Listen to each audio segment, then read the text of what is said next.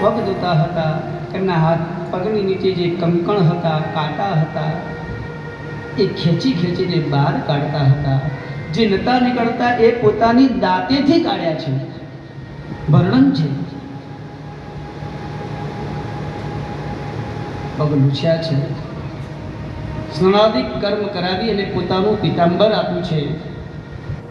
સિંહાસન ઉપર બેસાડ્યા, બધા પકવાનો મંગાવ્યા છે. પકવાનો જોઈ અને સુદામા રડી પડ્યા કે આ કાજુ, બદામ, પિસ્તા, ચાવડી, અમૃત પાક, ટોપરા પાક, હવે જે આ ખાતા હોય એને હું મારી પૌવાની પોટલી કેવી રીતે આપીશ? એટલે સુદામા સંતાડે છે. આ દ્રશ્ય ભગવાન જોઈ ગયા એટલે કહેવા લાગ્યા કે તારી ઘરવાળીએ મારા માટે કંઈ મોકલ્યું છે?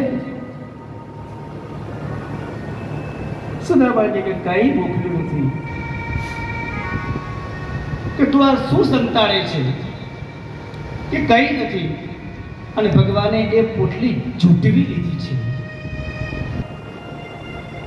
અને એ પોટલીની ગાંઠોને છોડી છે. એમના જન્મો જન્મની જે બંધાયેલી જે ગાંઠો હતી એક પછી એક છોડતા ગયા છે. ભગવાને એમાંથી એક મુઠ્ઠી પૌવા લઈને આમ ફાંકો માર્યો.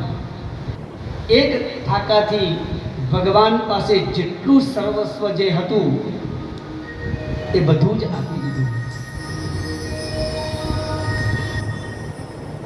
બીજી મુઠ્ઠી ભરી અને ફાંકો માર્યો. જેટલા નોકર ચાકર હતા, હાથી, ઘોડા, એ બધું જ આપી દીધું.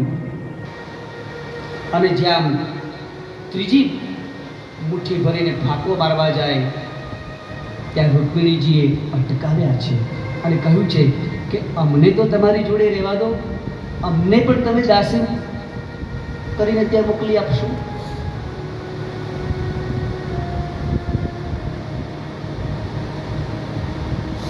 જમી પરવારી અને એક હિંડોળા ઉપર બેઠા અને પછી પોતાનો જે ભૂતકાળ હતો એ વાગોળતા હતા